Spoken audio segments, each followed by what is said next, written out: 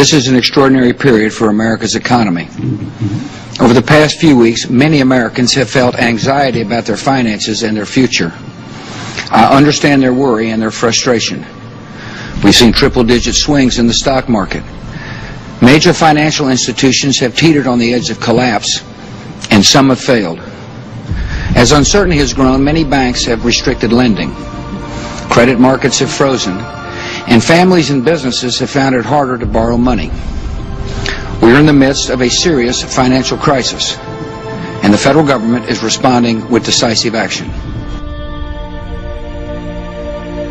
We begin this year and this administration in the midst of an unprecedented crisis that calls for unprecedented action. Just this week, we saw more people file for unemployment than at any time in the last 26 years. And experts agree that if nothing is done, the unemployment rate could reach double digits. We lost about 8 million jobs from the peak. And I wonder how many years you think it will be before we get all those jobs back. At the rate we're going, it could be 4 or 5 years.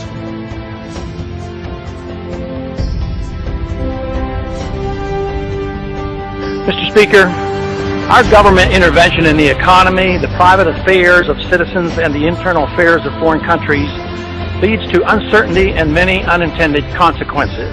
Price inflation with a major economic downturn will decimate U.S. federal government finances and exploding deficits and uncontrolled spending.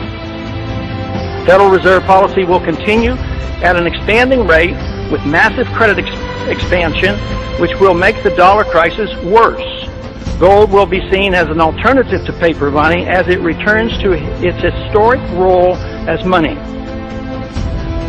We live in dangerous and exciting times, and with world events changing rapidly, our efforts are all that much more important. An issue that I've been talking about for 30 years is now a key issue of the evening news.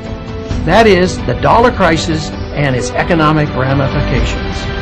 The money issue gives our movement credibility and a chance to offer sound solutions. At the rate our economy is slipping, we will likely see the disintegration of the American empire, and that will be no small event. Foreign policy will continue to be of crucial importance to all Americans as its burden on the economy will get worse. Both the economic and foreign policy issues are of crucial interest to all Americans, but in particular the young generation, since it is inheriting this mess. The young people are acutely aware of the burdens of runaway government and the ongoing effort to systematically undermine our civil liberties.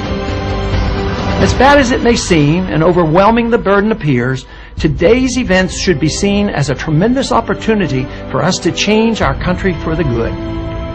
Let us all stick together in this great cause of liberty and show the love that we all share for our country and the Constitution.